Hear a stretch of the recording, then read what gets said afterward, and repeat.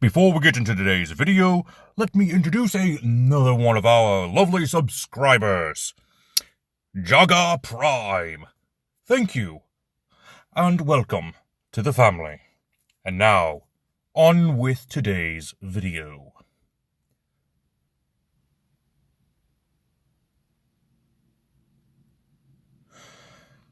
Orsimer and Tieflings are stereotypically on opposite sides of the alignment chart or moral spectrum.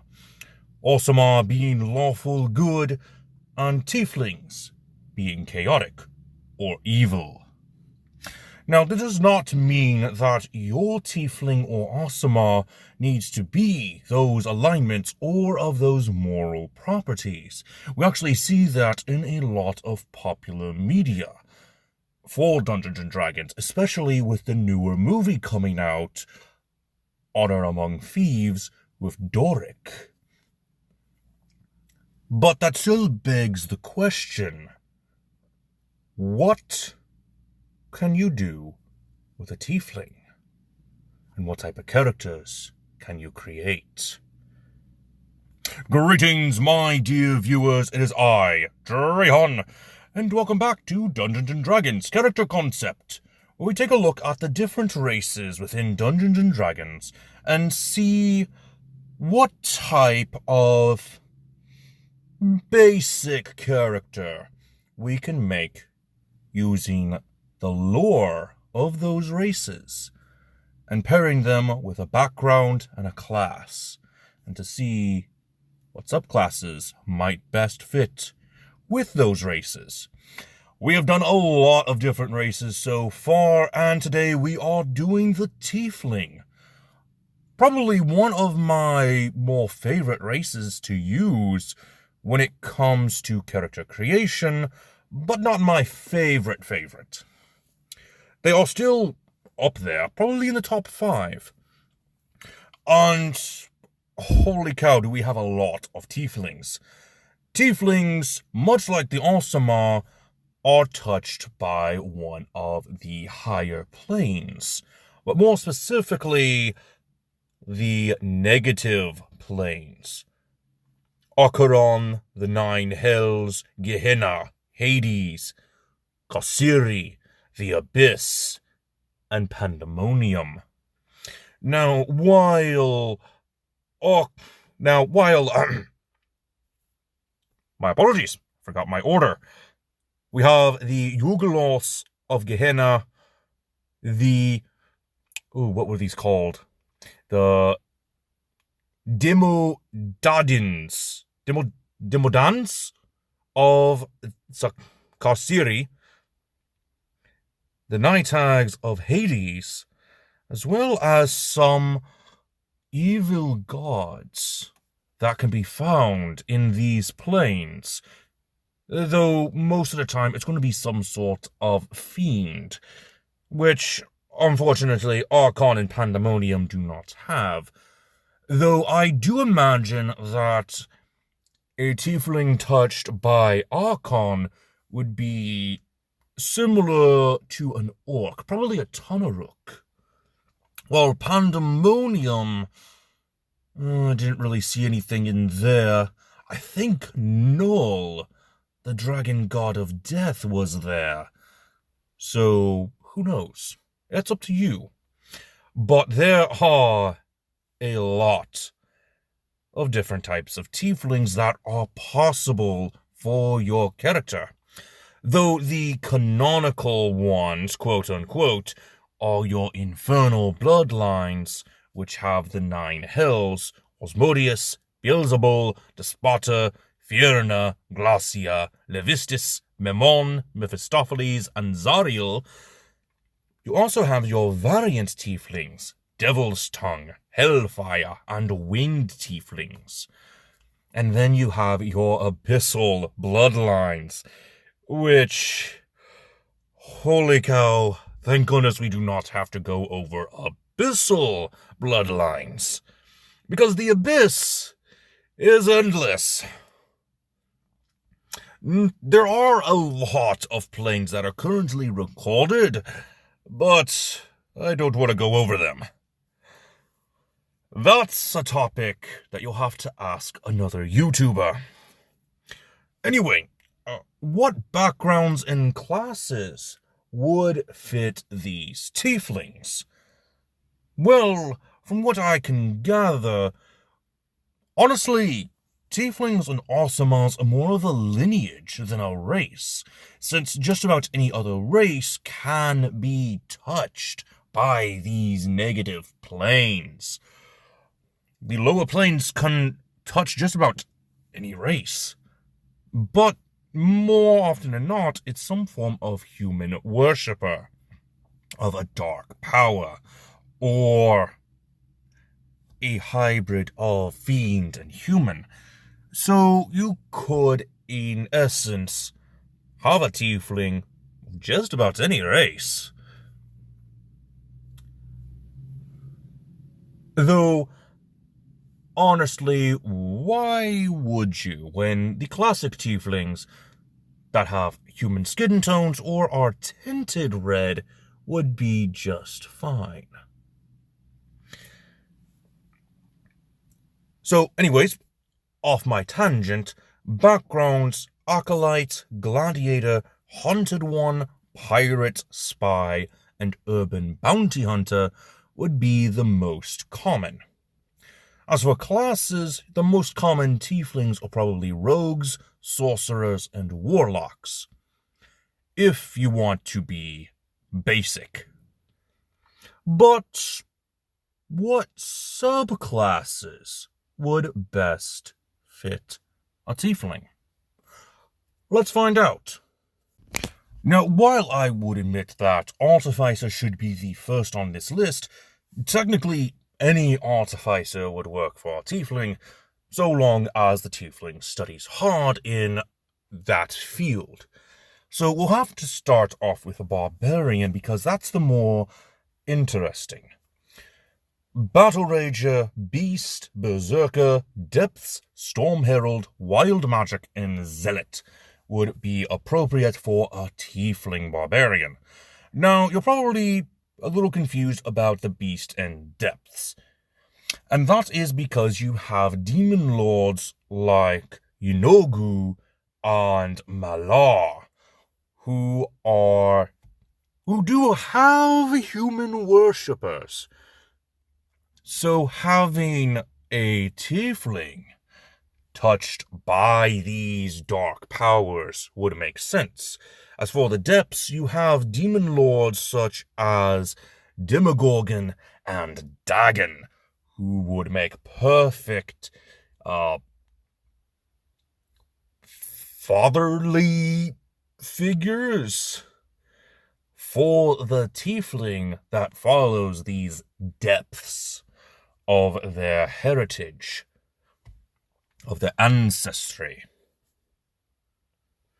Moving on to Bard. While, honestly, a tiefling bard is more along the lines of the punnyful characters, because they go off the joke of bards being horny. Tieflings have horns. It's just dumb jokes. But in all seriousness, a tiefling bard would actually make sense, since before Tasha's, they got a boost to their charisma. So they were good with words. And that's what a bard is good at. Especially your dirge singers, your eloquence bards with their silver tongues. Pair that up with the devil's tongue tiefling, and you got a half-decent character. But you also have valor and whispers. Valor because, well, one of the things about tieflings is that they'll take on a virtue name, which could go close to the valor, as they are trying to fight for themselves, fight for their own path. While whispers are more for those stereotypically evil tieflings that are hired as mercenaries. Going on to your clerics, a lot of tieflings will serve different powers. One would be Bashaba, who is sort of the trickery. But then you have the more stereotypical Tiefling who serve their main ancestral legacy, Osmodius. But those are along the lines of the knowledge, order, and trickery. Then you have domains like Orcus, who serve death. And again, nature being Malar's domain. So having something like that for your Tieflings do kind of make sense. Moving on to Druids. The land, spore, and wildfire sort of make sense for the Tieflings. More often than not, you'll probably have grasslands as your Druids circle, as, according to the wiki, the plains is their favorite terrain. Which is, yeah, alright, but I find, again, having areas where there are demon worshippers would be the most prominent place to find a Tiefling, such as the Underdark, with the Drow Queen of Spiders, Loth, or have the Spores Druids serve Zuckmoy from the Endless Abyss. As for monks, I would say the Ascendant Dragon, 4 elements, living weapon, Mercy, Shadow, and Sunsoul would be pretty darn cool Tieflings. Mercy and Sunsoul especially, since not all Tieflings are evil. They can be good inside their hearts. But Ascendant Dragon, why that one specifically? Well, Tiamat is a fiend, after all, in her original stat block. So it stands to reason that there will be a Tiefling with her in their legacy. Now, as for Paladins, I would think that Paladins would make some pretty good Tieflings, and Xanathar's Guide to Everything seems to agree with some of its artwork. Sacred Oath for a Paladin Tiefling could probably be your Conquest, Glory, the Open Sea, again going off of Demogorgon, Dagon, and other dark forces. Redemption, Treachery, which is an Unearthed Arcana Sacred Oath, I know, but Treachery is still a very good one, as they are loyal to no one. Vengeance Paladins would be another good one, as would Oath of the Watchers. Much like Oath of Redemption, though 5,000 times better, Oath of the Watchers would serve to stop the fiends that are a part of their ancestral legacy, and to make sure those demons and devils or whatnot do not come to the material plane, as they were probably created to do. Now, as for the Ranger, the Horizon Walker has the same reasoning behind it as I had for the Oath of the Watchers Paladin. You don't want the fiend that you have an ancestral tie to be in the material plane, so you'll want to stop them. The Swarm Keeper and the Gloomstalker fit more in line, again, with those ancestral ties. So not really much going off of them. But they still seem to fit as a conclave for their Ranger counterparts. Now, the most common, again, is going to be your Rogue, because a lot of people like going for the edgelords. So, roguish archetype of the assassin, scout, swashbuckler, or thief would be pretty good as a Tiefling. And probably most common, as you'll see some pirates, outcasts.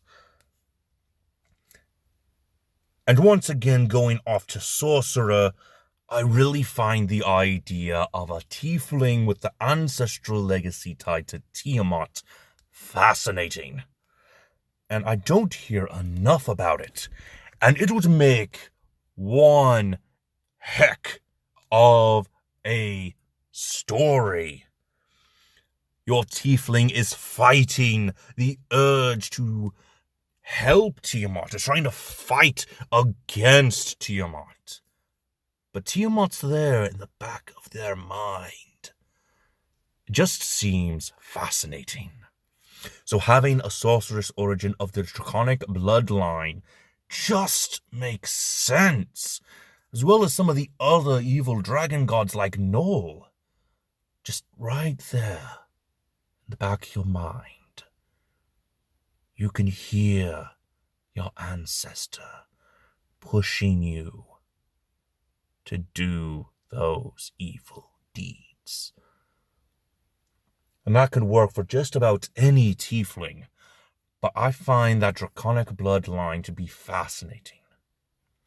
As well as divine soul, pyromancy, sea sorcery, shadow magic, and wild magic. I forgot to mention that the sea sorcery is an unearthed arcana, so let me go ahead and put that in there real quick. Hello. Can't believe I forgot to put that in there. There we go. Boom. So, yes, sea sorcery, shadow magic, and wild magic makes sense for a tiefling for the same reasons as I found the draconic bloodline.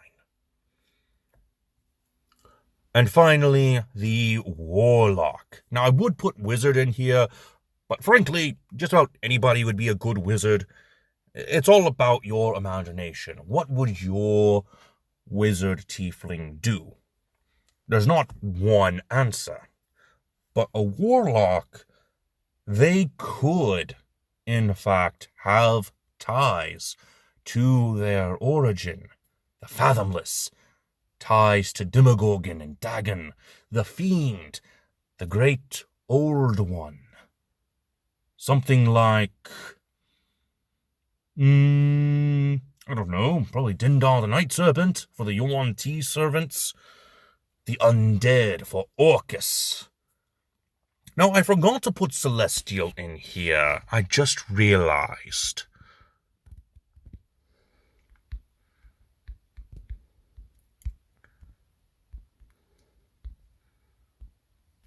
There we go. Celestial, because you could want to fight against your heritage so badly that you decide to serve one of the higher planes instead of one of the lower planes. So a celestial would also make sense. Or perhaps you serve an evil celestial, much in the same way as your awesome heritage could serve a dark power, or a good aligned fiend. It all depends on how you roll the dice. And with that being said, my dear viewers, that is all the time I had for you today. I do apologize for this late video. Holidays and all that. Been offline for a while. I do apologize. Next week should be back on our normal schedule, so watch out for those videos. And until next time, this has been Drehan, and I want to hear about the last time you played a Tiefling character. Until then, I am offline.